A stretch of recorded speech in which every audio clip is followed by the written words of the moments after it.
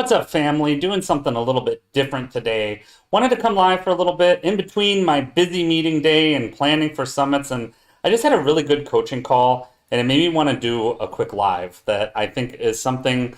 I was working with a client on the last call, and it made me think about summits because I have been in the process now for the past 2 weeks of being a part of a couple of, I feel actually very honored to have been a part of a couple of really big summits. So I was a part of Speaker Fest that was hosted by Jackie Lappin and her team, who I've been working with for many, many years, and that was an awesome summit.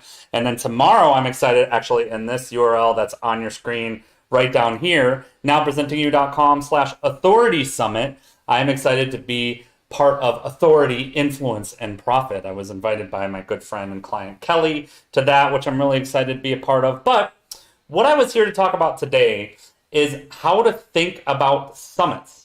Because for a lot of you, you might only think about the speaking side, which the speaking side is really important and it's nice and it's great and it's good and you want to be on the speaking side and you want to book as many of these things as you can and it's good and it's powerful for you.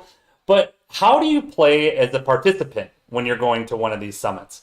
And this has resonated with me quite a bit over the past couple of days. As I mentioned, Kelly, who introduced me to this summit and is a participant in a lot of summits, reminded me of something that's true for me as well. I tend to meet many of my longest term clients and my longest term relationships at summits as an attendee, not as a speaker. Yes, and it's great to be a speaker and participate in as much as you can, but the question I ask many of you who are participating in a lot of summits, you're going out to events, and this client just reminded me of this on the call we were just on, is are you really reaching out and networking and talking to people and getting contact information the way you should when you're playing as a participant? Because it's just as important for you to be doing that at these events. Now, that said, you're not there to steal anybody from the events, or you're not there to talk badly about any of the speakers or be obnoxious. You don't want to do any of those things. So you don't want to be somebody that's on a summit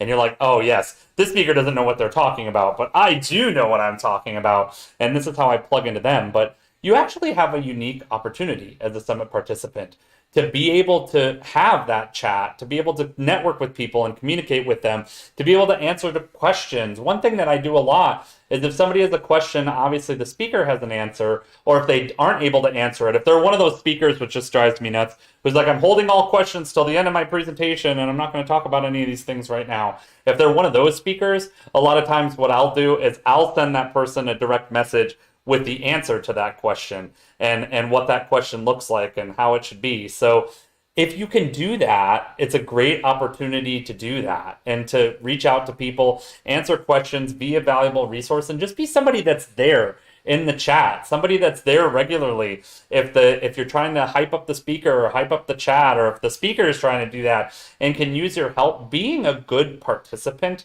at these events is actually very underrated in terms of what it can mean for you and for your business. So how do you do this? So one, always support the speaker that you're there to see. So edify what the speaker is saying. If you have something that you can add that's valuable to them, then do that, but do that in a way that builds up the speaker or the presenter that's presenting. So you don't ever want to show up and step on the expert. In fact, a lot of times you'd be shocked at how badly that can backfire. Because it can backfire because, first of all, the speaker can step on you and say, and start arguments. Actually, this early in my speaking career, I had an argument with somebody on stage in the room about a particular strategy. And I'm somebody that has a strong opinion sometimes. Like, that's how it works for me. I have a strong opinion, and that's okay. But at the same time, when you're on stage, you always want to make sure that you're supporting and building on the conversation that the speaker is having. So whatever it is that they're saying or doing, if you have something, even something that's like directly confrontational to them, if it's directly confrontational, just don't do it. But if it can be additive or it can support, or if it's something that even the speaker can build off of, then do that. If you have a good question that you know, like the chat is feeling it or other people in there are feeling it, and you could ask this and it would make a bit of a difference, you want to do that. Like, that's something that can really build up a speaker. And it's something that I appreciate. Like, if you're in my chat during a summit and you're like, oh, I really like this point, dig into it deeper, I think this would be valuable, that's okay to do it. But don't hijack the speaker, don't step on the speaker, don't make the speaker look bad or any of that kind of stuff. So that's something that you want to do, number one.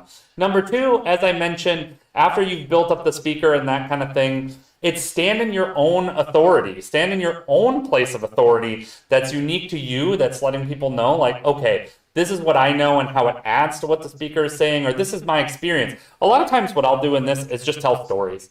I'll say, yeah, this is something that I experienced with a client of mine, if I'm building on that, and this is what it was, and just tell an example, which does two things. It's not stepping on anybody. It's not directly promoting anything. It's not trying to drive anybody to what I'm doing or my offer or my website or any of that stuff. It's not doing any of that. What it's doing instead is just saying, like, yeah, I have an experience like this, or I've experienced that kind of thing. That gives you some instant authority without having to steal or step or be slimy or do any of that stuff at this point.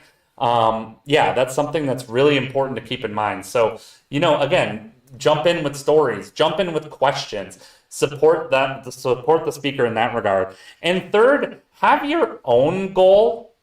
So you want to have your own goal for what you want to achieve as a participant at the event. So yes, you should have learning goals, of course, because you should be coming in, and if you're going to a summit or you're attending something, one of the cool things about the Authority Summit that I'm in tomorrow, again, link below for that, if you're in that type of summit, you can reserve your seat for the different sessions that you want to go to, because during the Authority Summit, there's actually a number of speakers speaking at any time. So it's like breakout room format, where you pick the one that you want to go to. So you want to pick the ones that you want to go to, and you want to have objectives for what you're going to learn, or like what you try to take away. And that should be like 3 to 5 major takeaways from the event. And then you should have goals for how many people you connect with. Again, you'd be shocked at just reaching out to people directly, scheduling meetings with people directly, looking for people, not necessarily even just as clients, because you'll definitely find clients.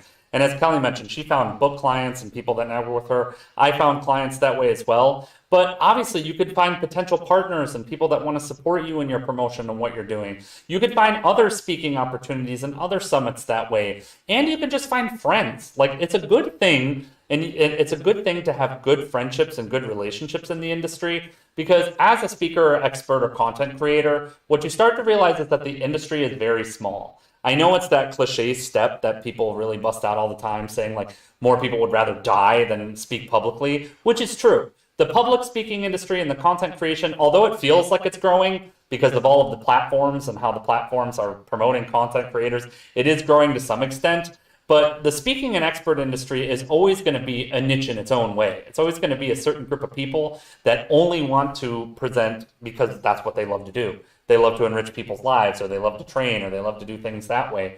So that's something that's important to consider. Having goals for that, and having goals for going into the event, for multiple facets of the event. And so for me, that was something that I would always do, even in in-person events. I would always be someone that said, okay, like I certainly want to have my learning goals. I want to have my networking goals. Sometimes, depending on the size of the event, I would even have a sales goal.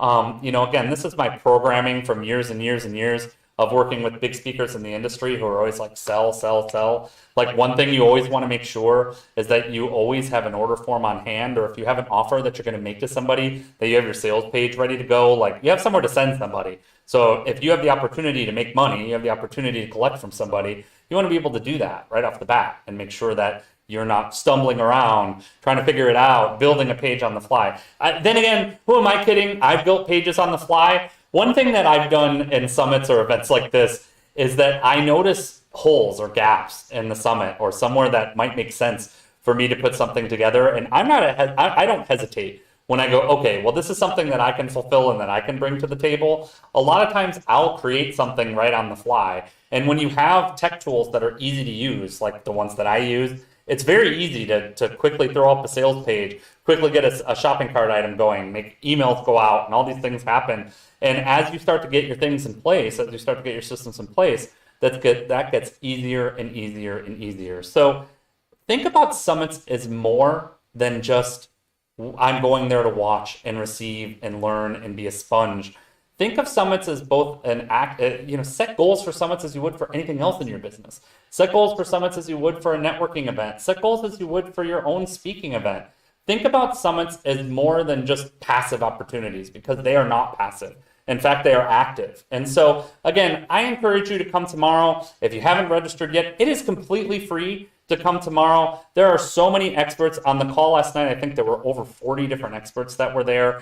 This is breakout style, so you can pick and choose what presentations you want to come to. You can obviously choose to come to mine, which I'm going to be focused in, again, on why so many offers don't work and what the problem is with offers that fail, whether it's in launches or campaigns or events or that kind of thing.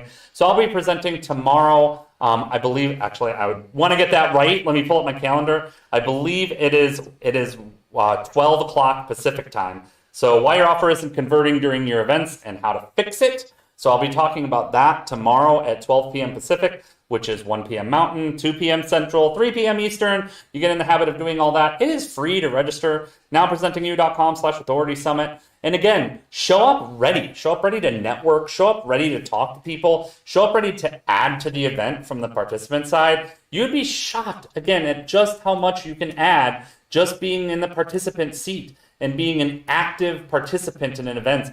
You know, again, sometimes you might walk away with more than the speakers do when you do this right. And I know that's been true for me in some cases. So again, regardless of what it is, treat summits as what they are, understand the value of what they can be, participate in as many events as you can, even if you can't be there all day. Show up for a little bit of it, register for the talks you can make it to, and again, be active in your participation. You will be surprised at just how much you can generate, how far you can reach, what you can create out of these events. And for me, it's really been the biggest driver of my agency business. My marketing agency has been basically built through referrals and events. And just now are we starting to do more traditional marketing, advertising, funnel building, that kind of stuff. I didn't do any of that to start. So keep that in mind. Be an active participant. If you've got some time tomorrow or you just want to build up, go ahead and do that. NowPresentingYou.com/authority summit. And as with most summits, there is a VIP package. So if you can't make it all day or you want to soak in the knowledge of all these speakers, you can buy all the recordings, and there's additional training and bonuses and all sorts of cool stuff that they have in there, which I believe that is $47. So not a big price to get access to all of this stuff for life. Authority, influence, and profit. You need more of it. I need more of it. We're all here to get it. I hope to see some of you there again tomorrow. NowPresentingYou.com/authority summit. Show up, be an authority. I hope to see some of you there. I have 2 pages of Now Presenting You that are created on this. That's not a good thing. When I look at my scenes, I'm going different places. That's not good. So I will see you guys soon. Hope you enjoyed this quick live, or if you're watching this on the replay, please leave me a comment or like. Let me know if you like this type of content, if you like these kinds of lives. I want to do these more often, and I had a break in between meetings today, so I'm about to jump on my next one. Talk to you guys soon.